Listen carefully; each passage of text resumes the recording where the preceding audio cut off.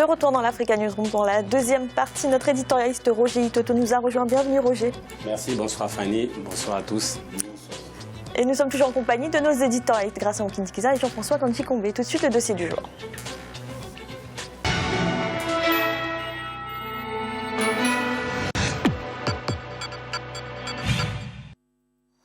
Les résultats enregistrés ces dernières années par les clubs et la sélection nationale confirment la bonne santé du football en République démocratique du Congo. Les performances sont en grande partie l'œuvre de jeunes talentueux repérés dans la rue. Mais tous n'ont pas la possibilité d'accéder à une formation de qualité. Reportage de notre correspondant Jacques Amboka.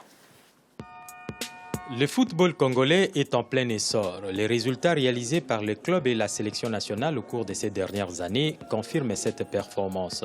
La belle illustration est certes le comportement de TP Mazembe qui a enregistré 2 victoires en 2009 et 2010 à la Ligue des Champions, une victoire en 2015, une finale pour le Vieux Club en 2014.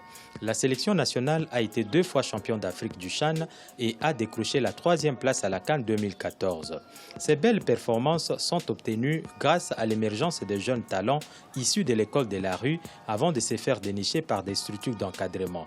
Les amateurs du ballon rond sont donc éparpillés à travers tous les pays et prennent petit à petit la relève, c'est malgré peu d'attention accordée par l'État. Si certains clubs ont mis en place des structures de formation afin de préparer une relève, c'est d'abord pour l'intérêt de leur propre club. Des milliers de jeunes pullulent à travers les pays, abandonnés à eux-mêmes malgré leur talent. Ceux-là gardent encore la rue comme école avec des terrains de sable où ils expriment leur talent, des fois à l'indifférence totale des autorités. Pour ces jeunes, trouver une petite structure sportive, quelle que soit la renommée, est un premier pas vers la réalisation de leurs rêves. Une année et demie que je suis ici, donc je fais partie de cette équipe, dans l'effectif de cette équipe. Bon, en tant que footballeur, je rêve le plus haut possible. Le plus haut possible, ça veut dire faire ma carrière. Je pense que je crois monter des échelons et faire le haut niveau. Je préfère le haut niveau. C'est ça mon ambition, de faire le haut niveau et pourquoi pas être aussi parmi les sélectionnés de la nation. Quelques centres d'encadrement de jeunes talents ont vu le jour dans la ville de Kinshasa. Cependant, les plus organisés et équipés ne sont réservés qu'à une certaine catégorie de jeunes. Nous sommes au centre de formation Oudjana dans la ville de Kinshasa. Le centre assure l'encadrement de plusieurs centaines de jeunes et enfants de moins de 18 ans. Nous sommes ici pour former des enfants. Le football, c'est une formidable école de la vie. Nous sommes ici pour inculquer des notions, pour inculquer des valeurs comme le respect, comme le fair play, comme l'amour du travail, comme l'amour des choses bien faites, l'amour de l'environnement, de la propreté. Voilà, c'est ça un peu notre rôle. Nous ne sommes pas là uniquement pour le football. Nous essayons d'agir à 360 degrés, c'est-à-dire les parents nous confient leurs enfants. Bien sûr, nous sommes ici pour que ces enfants jouent au football, mais nous essayons surtout d'être une assistance pour les parents dans l'évolution, dans la croissance de leurs enfants, dans l'épanouissement de leurs enfants. Faire partie des structures d'encadrement organisées augmente la chance d'intégrer des grands clubs du pays. Face aux critères définis par ces centres sportifs qui mettent en exergue les talents certes, mais au but lucratif, les démunis sont donc exclus.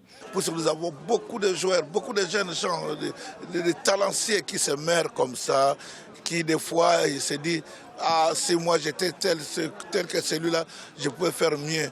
Mais puisqu'il est né dans une famille très pauvre, et il n'a pas eu le temps de venir habiter peut-être dans des communes pareilles. J'ai été une fois à Mikonga un peu plus loin là, c'est derrière l'aéroport. Dans le sable, là, j'ai vu des très bons joueurs, de très bonne qualité technique et physique. Beaucoup estiment que l'État doit s'engager dans la formation de jeunes footballeurs en créant ses propres centres d'encadrement qui peuvent intégrer tous ceux qui manifestent des talents pour le ballon rond. Cependant, les observateurs estiment que l'encadrement de jeunes pour assurer la relève, c'est d'abord une affaire des privés. Déjà, en parlant de ces structures-là d'encadrement des jeunes, je ne vois pas l'État. Je vois des individus, des particuliers, amoureux du ballon rond et qui qui ont une autre vision du football de lendemain. Dans un pays où les jeunes talents sont innombrables, talent et chance sont les deux facteurs qui jouent en faveur de la découverte de jeunes footballeurs appelés à assurer la relève du football congolais. Bien que ce soit une affaire des particuliers, comme disent certains observateurs, l'État doit s'y impliquer afin de faire bénéficier tous les jeunes qui ont du talent et qui aspirent à devenir professionnels.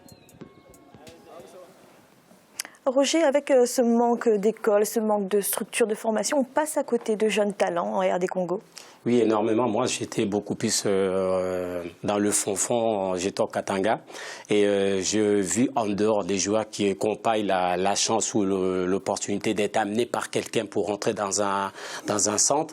Beaucoup de joueurs très talentueux, certes, c'est vrai. Et comme on l'a bien dit dans le reportage, qu'on passe cette chance comme deux autres. Ils sont tellement talentueux, mais il n'y a personne pour pouvoir les amener, pour les mettre là. Parce que, bon, mais c'est des choses, des centres, la plupart c'est des centres privés, il faut avoir une connaissance. Mais ça démontre aussi en même temps que la RDC, ça a toujours été un vivier extraordinaire des très très bons joueurs. Bon, en espérant par la suite, puisque là on voit qu'il y a des résultats, mais il y a encore beaucoup de travail à faire parce qu'il y a énormément de joueurs qui méritent aussi avoir la chance que l'État ou les clubs puissent y jeter un coup d'œil parce qu'ils sont tellement talentueux, mais il n'y a personne pour leur donner un coup de main. Les enfants des familles qui ont les moyens, qui peuvent s'inscrire dans ces écoles? Oui, mais là, je pense pour moi, en suivant ce que j'ai compris, pour moi, là, c'est pas un centre. C'est comme un centre de loisirs. Les parents qui viennent une journée, qui laissent les enfants, et les enfants, bon, en même temps, ils font du foot. Mais moi, pour moi, là, j'appelle pas ça un centre de formation, c'est plutôt un centre de loisirs pour passer l'après-midi, pour pouvoir faire du foot. En même temps, il y a des formateurs qui sont là, qui leur apprennent à faire certains exercices. Mais en parlant réellement des vrais centres, mais ça se passe différemment, mais là aussi, mais il faut avoir des connaissances. Sans les connaissances, c'est difficile pour pouvoir y accéder. Alors, comment sont repérés ces jeunes talents qui vont ensuite entrer dans des clubs? Comment ils sont repérés en RD Congo? Bon, en RD Congo, il y a énormément de personnes qui tournent, puisque tous les matins, tôt le matin, 8h du matin, il y a déjà beaucoup de gens qui sont tous en train de faire des équipes pour jouer au football. Et il y a des personnes qui passent, et à partir ils passent une première fois, une deuxième fois, et au bout de 4 fois, ils repèrent toujours ce même joueur, et bon, ils essaient de l'approcher, de parler avec lui, et à partir de là, il devient le parrain de ce joueur en question, et donc c'est à lui maintenant de faire les démarches, aller voir de gauche à droite en proposant un club, et au club, il peut y avoir un dirigeant qui peut être là en disant, dirigeant, voilà, je te confie mon joueur, essaie de le faire rentrer. Bon, à partir de là, si le joueur, ça marche, et c'est toi qui seras son parrain, mais j'aurai toujours un œil là-dessus par rapport aux jeunes joueurs. Jean-François, la formation, c'est un peu le talon d'Achille du football en RD Congo, mais aussi en Afrique. Ah oui, d'une manière générale, et ça a été très très bien expliqué dans le reportage d'ailleurs, c'est la formation et une formation accessible à tous. C'est surtout ça. Il y a bien sûr comme notre ami l'a rappelé tout à l'heure, il y a des capitaux privés qui se déversent pour construire des centres de formation, pour accueillir ce qu'on appelle l'élite. Mais l'élite n'est pas vraiment, si on regarde bien un vaste pays comme la RD Congo, n'est pas tout à fait l'élite qu'on voudrait. Mais après, quand ils sont formés, ils deviennent, évidemment, ils deviennent cela. Mais ce dont on a besoin, c'est que nos États s'impliquent. Qu'ils s'impliquent peut-être pas dans un premier temps de façon financière lourde, d'une certaine manière. Il y a d'abord à transformer le regard sur le sport et le foot. Nos pays n'ont pas compris ce que d'autres pays ont compris, c'est que le sport, le foot notamment, c'est leur meilleur ambassadeur. Ce qu'on appelle la soft diplomatie, etc. Dans le monde, il y a des pays qui travaillent d'abord leur image de cette manière-là, qui se font connaître, qui ensuite, et c'est des opportunités d'affaires qui vont s'ouvrir, et je discutais tout à l'heure avec notre ami de l'équipe nationale de RD Congo, qui est une équipe pleine de talents, dont je disais qu'elle était encore fragile, puisqu'au mois de septembre, j'étais à Bangui et l'équipe de République centrafricaine des Bamara de Bouaza-Bangui les avait battus 2-0. J'étais très heureux, évidemment. Mais ce que je disais, et qui corrobore ce que je viens de dire là, c'est que nos politiques en République centrafricaine, qui brassent beaucoup d'argent, n'ont même pas trouvé de quoi payer le billet pour aller à Kinshasa jouer le match retour. Et ça vous dit tout sur la place qu'ils placent dans les enjeux nationaux au sport. Formation, certes, mais il faut que l'État s'implique. Alors oui, les structures de formation qui existent en Afrique, en RD Congo, sont souvent le fait d'investisseurs privés. Il y a un manque d'implication de l'État? Oui, il y a un manque d'implication de l'État. Et puis on sait bien que les investisseurs privés jouent aussi sur la publicité. On va sponsoriser cette équipe, ce stade, pour que ça soit affiché, par exemple, que je vends de la bière ou je fais les téléphonies. Ce n'est pas vraiment du bénévolat, ce n'est pas de la gratuité telle qu'on le voit. Bon, rarement dans d'autres pays aussi, on sait bien que c'est toujours impliqué. Si on est dans un domaine qui n'est pas très rentable, c'est-à-dire que c'est le rôle de l'État de s'investir, que ce soit le sport, que ce soit la culture. Cette fois-ci, le football. Par exemple, un pays comme RD Congo, c'est un pays qui est très connu en Afrique, qui a été très connu pour le football. On se rappelle bien l'équipe nationale du temps de Mobutu, quand il y avait la Coupe d'Afrique, et même qui arrivait à partir en Coupe du Monde. On sait bien les cadeaux qu'ils avaient ou autres. Les joueurs, c'était comme des rois. Cela se faisait parce qu'il y a Mobutu qui s'est impliqué, qui finançait. Mais aujourd'hui, si on commence à délaisser tous les secteurs, on laisse au privé, il peut y avoir en football des gens de l'élite, des grands, des ministres, des directeurs généraux, des chefs d'entreprise. Mais le footballeur talentueux du quartier pauvre ne pourra pas accéder à ces clubs et ne pourra pas être sélectionné pour arriver à un certain niveau. Roger, les difficultés de financement sont réelles pour les centres de formation en RD Congo? Bien sûr, comme ils ont bien dit, la plupart c'est privé parce que l'État ne se met pas. Et je reviens à un exemple parce que j'ai été estomaqué quand je suis allé à Lubumbashi, je regarde les TP Mazembe.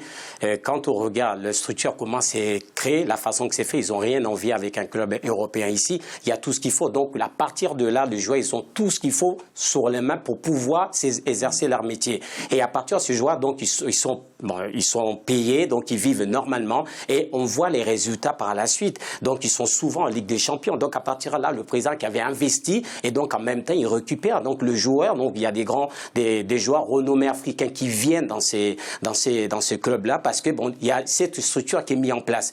Après il y a Vita Club, il y a d'autres clubs. Donc à partir de là, si l'État, parce qu'il faut pas, je pense qu'on oublie que le sport pour mouvoir le développement d'un pays, grâce au sport, il y a énormément beaucoup de choses qui se font tout autour.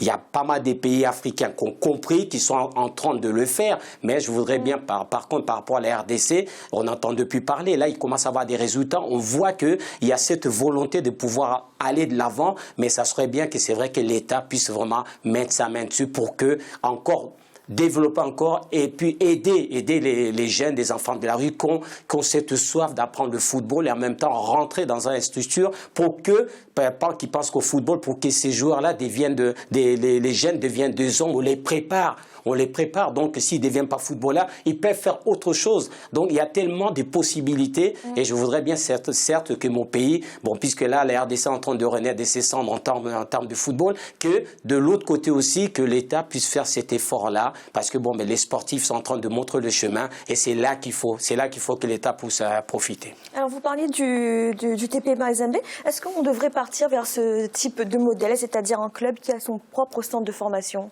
Oui, moi je le pense, oui. Je pense qu'il n'y a pas d'autre occasion, étant donné que si l'État ne bouge pas, le président en place, il a fait. Vita Club qui sont en train de le faire. Il y a Sanda Baling, il y a Lupopo, il y a tous ces clubs qui sont en train de le faire. Donc en même temps, on voit le résultat par rapport au championnat congolais. Il y a un tel niveau. J'étais étonné de voir des joueurs très talentueux qui sont là-bas. J'ai dit, c'est pas possible. Après, en quittant le club, parce que j'aimais bien aller me promener, et je vois des jeunes joueurs, je dis, mais c'est pas possible. Si réellement, on se pense tous par rapport à ces jeunes joueurs-là, il y a énormément de choses à faire, mais il faut qu'il y ait des infrastructures qui puissent suivre pour leur permettre à ce jeunes-là d'être suivis. Et si la formation s'améliore, on peut penser que ça permettrait d'éviter le départ de tous ces jeunes talents, justement? Bien sûr, la plupart, ceux qui jouent, un exemple, Mazembe, ils partent pas parce qu'ils sont tellement bien payés, ils sont mis dans les meilleures conditions. Et c'est ça que l'Afrique a vraiment envie de le faire, garder ces jeunes pour que, pour le championnat, qu'il y ait énormément du monde qui viennent, c'est un plaisir.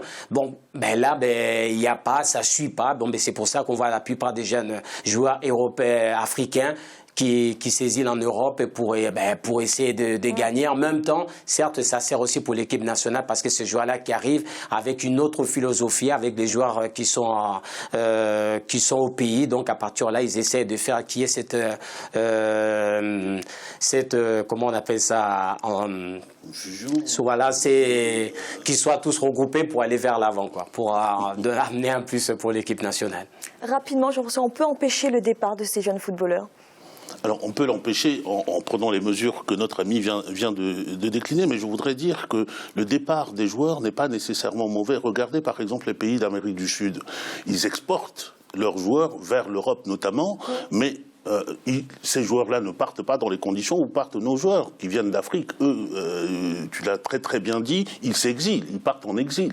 Alors que là, ce sont des joueurs qui jouent vraiment des rôles d'ambassadeurs de leur pays, de leur continent, de leur football, parce qu'en plus, c'est une sorte de football particulier et il faudrait aller vers ça, il faudrait avoir ça comme objectif en Afrique, que les joueurs aient vraiment le choix libre de pouvoir partir ou de pouvoir rester sans que des facteurs financiers ou d'autres facteurs puissent y jouer. Merci. Et tout de suite, un rappel des titres qui ont été développés en début de cette émission. À l'est de la République démocratique du Congo, les massacres de civils se multiplient. Plus de 1000 personnes ont déjà été tuées en 1 an et demi.